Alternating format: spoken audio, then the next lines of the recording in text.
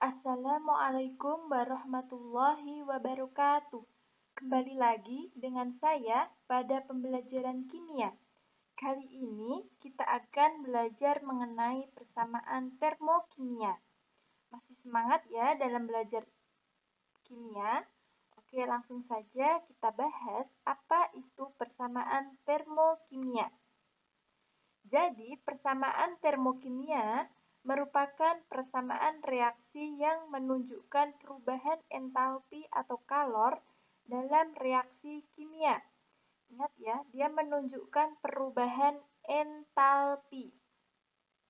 Contohnya di bawah ini, 2C atau karbon plus H2 menjadi C2H2, kemudian ada delta H sama dengan plus 226,7 kJ. Nah, di sini ada syarat-syarat untuk menulis persamaan termokimia. Yang pertama, kita tulis jumlah mol zat yang bereaksi. Itu dinyatakan dengan koefisien reaksi. Nah, di sini angka 2 ini menunjukkan koefisien reaksi. Masih ingat ya menulis persamaan kimia di kelas 10? Itu hampir sama dengan menulis persamaan termokimia. Jadi kita tulis di sini ada koefisien. Nah, koefisien ini menunjukkan jumlah mol zat. Berarti ini karbon dia 2 mol. Kalau di sini nggak ada, berarti dia menunjukkan 1 mol H2. Kemudian di sini juga 1 mol C2H2. Seperti itu ya. Kemudian kita tulis keadaan fasa zat yang terlibat. Nih, ada fasa zatnya itu bisa S atau solid atau padat, kemudian L liquid atau cair, G itu gas, dan aqueous itu larutan. Nah, di sini ada S. Ini menunjukkan karbon itu bentuknya S padat. Kemudian ada H2 itu menunjukkan fasanya gas, kemudian C2H2 menunjukkan fasanya juga gas. Kemudian kita tulis perubahan entalpinya atau delta H-nya ditulis di ruas kanan. Ini ya, di sebelah ruas kanan. Ini delta H-nya. Nah, delta H bernilai negatif untuk reaksi eksoterm dan bernilai positif untuk reaksi endoterm. Perhatikan, di sini dia nilainya positif. Positif 226,7 kJ. Berarti reaksi ini menunjukkan reaksi endoterm. Masih ingat ya kemarin reaksi eksoterm dan endoterm? Kalau eksoterm itu melepaskan kalor, dia nilainya negatif, sedangkan endoterm itu menyerap kalor, itu nilainya positif. Jadi ini ya syarat-syarat dari persamaan termokimia. Harus ada ini, harus ada perubahan entalpinya. Oke, sampai sini paham ya semuanya ya. Bisa saya lanjut. Kemudian contohnya di sini ada persamaan termokimia. 2C plus H2 menjadi C2H2, delta H-nya 226,7 kJ. Apa artinya persamaan termokimia di atas? Nah, kita sekarang lihat. Di sini tanda perubahan entalpinya positif. Berarti itu menunjukkan reaksinya tergolong endoterm. Nah, persamaan termokimia di atas artinya terjadi reaksi pembentukan 1 mol C2H2. Pembentukan 1 mol C2H2 dari unsur karbon dan hidrogen. Dari unsur karbon dan hidrogen. Dan membutuhkan kalor sebesar 226,7 kJ. Dia kenapa membutuhkan? Karena dia tandanya positif. Ingat, kalau positif berarti endoterm. Kalau endoterm berarti dia membutuhkan atau menyerap.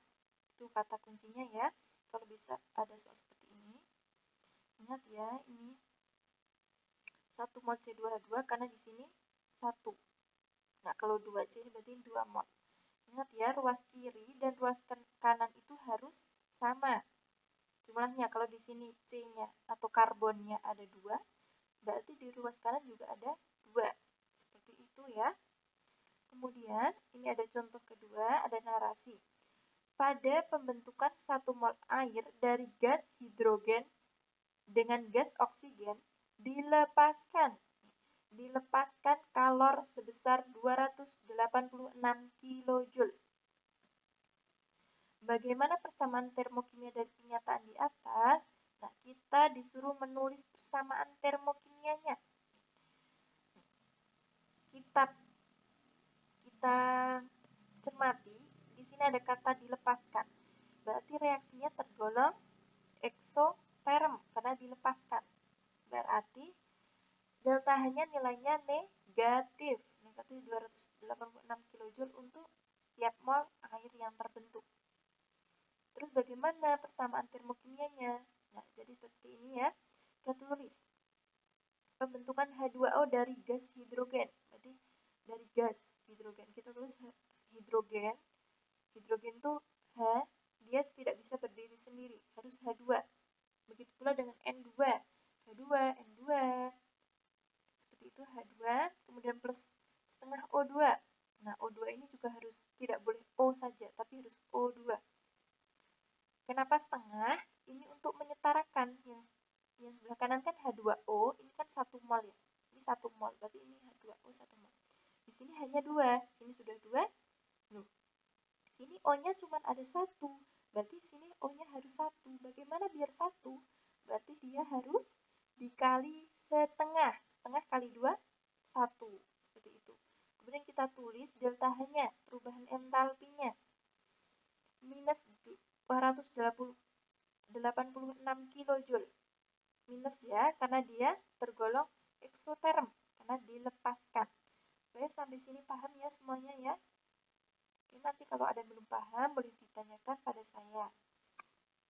Kemudian, bagaimana jika persamaan termokimia dikalikan dengan faktor tertentu? Nilai delta H-nya juga harus dikalikan dengan faktor tersebut. Contohnya, persamaan termokimia untuk sintesis amonia. Pembentukan amonia ya. Yang namanya pembentukan berarti dari beberapa unsur. Di sini ada nitrogen, N2. Dia harus N2, tidak bisa berdiri sendiri. N2 plus 3H2. Ingat ya, fasanya ditulis gas, kemudian menjadi 2NH3, amonia, gas.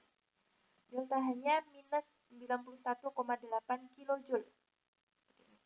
Lalu bagaimana jika dikalikan dengan 2 koefisiennya? Nah, kalau koefisiennya dikali 2, ini kan tadinya 1 di sini. Kali 2 berarti kita tulis 2. 2N2 plus, nah di sini juga kali 2. 3 kali 2, 6. Di sini 2 kali 2, 4.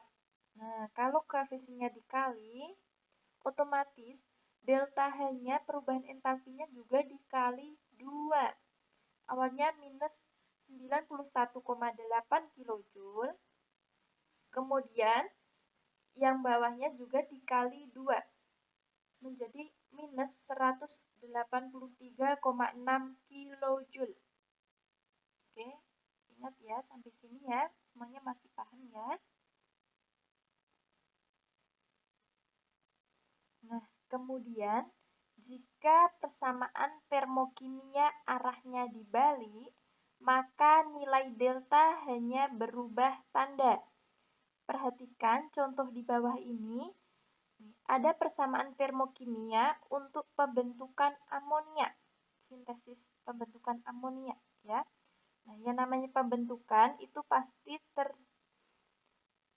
terbentuk dari beberapa unsur. Di sini ada unsur nitrogen, N2, fasanya gas, plus 3H2, fasanya gas, menjadi 2NH3, fasanya gas.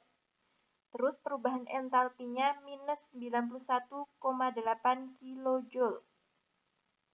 Nah, bagaimana jika persamaan itu dibalik? Persamaan dibalik yang awalnya 2NH3 sebelah kanan, ini menjadi sebelah kiri. Berarti itu namanya penguraian. Persamaan termokimia untuk penguraian amonia. Jadi diuraikan. Amonia diuraikan menjadi unsur-unsurnya. Itu unsur N2 dan H2. Ingat ya, jangan lupa koefisiennya disamakan. Kalau di sini N-nya ada 2, di sini juga ini ada 2. Kalau di sini hanya ada 6, di sini juga hanya ada 6. Kemudian perubahan entalpinya, delta H-nya, itu menjadi positif. Karena tadi arahnya dibalik, maka delta H-nya itu berubah tanda. Yang awalnya negatif menjadi positif. Jadi di sini perubahan entalpinya sama dengan plus 91,8 kilojoule. Seperti itu ya. Jika besok ditemukan soal seperti itu. Jika pembentukannya seperti ini, maka penguraiannya bagaimana? Nah, ini perubahan entalpinya dibalik tandanya, berubah tanda. Kalau yang awalnya positif, maka menjadi negatif. Kalau yang di sini awalnya negatif, maka menjadi positif. Seperti itu ya. Oke, di sini ada latihan soal. Nih, ada nomor 1. Ada satu narasi pernyataan. Kita disuruh menulis persamaan termokimianya. Bagaimana? Kira-kira. Seperti tadi ya, sudah saya jelaskan tadi. Pada pembakaran karbon dengan gas O2 dihasilkan 1 mol gas CO2. Ingat ya, ini 1 mol berarti koefisiennya juga 1. Yang disertai pelepasan kalor sebesar 393,5 kilojoule. Nih, ada kata pelepasan, berarti dia eksoterm atau endoterm. Kemudian nanti delta-nya nilainya positif atau negatif. Kalian tentukan ya. Ingat ya, harus 1 mol. Ini nanti disesuaikan ya koefisien karbon dan gas O2-nya. Oke, yang nomor 2 ini juga sama. Kita disuruh menulis persamaan termokimianya. Reaksi NaHCO3 dengan HCl dihasilkan NaCl, air, dan CO2. Disertai penyerapan. Kalau penyerapan berarti dia eksoterm atau endoterm. Seperti itu ya, kalian tentukan. Nilainya nanti delta H-nya positif atau negatif. Kemudian nomor 3, ini masih sama. Seperti tadi kita disuruh menulis persamaan termokimianya. Ingat ya, jangan lupa koefisiennya disamakan antara ruas kiri dan kanan. Kemudian delta H-nya ingat positif atau negatif. Oke. Nah, yang nomor 4 ini agak berbeda. Ada sebanyak 2 mol H2 dan 1 mol O2 bereaksi membentuk air disertai pelepasan kalor sebesar 572 kJ dengan reaksi sebagai berikut. Ini reaksinya ya, 2 mol H2 berarti 2H2. Fasanya gas plus O2 1 mol ya, berarti dia tidak ditulis 1, menjadi membentuk 2H2O, air. 2 mol air.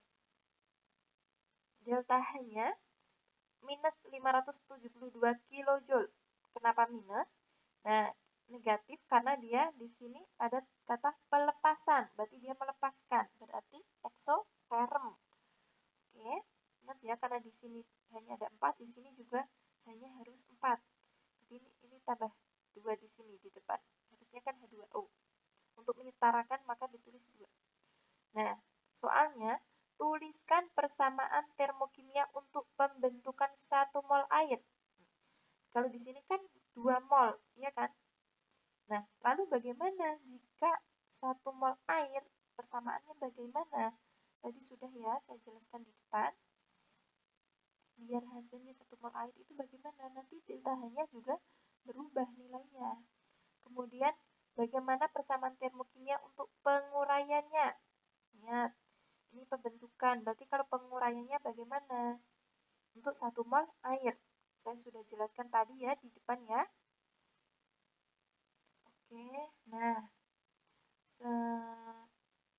sekiranya untuk hari ini sekian saja pembelajaran kita yaitu persamaan termokimia. Jika ada yang mau ditanyakan silahkan, boleh ditanyakan jika belum paham. Apabila penjelasan saya kurang dapat dipahami, saya mohon maaf. Sekian, wassalamualaikum warahmatullahi wabarakatuh.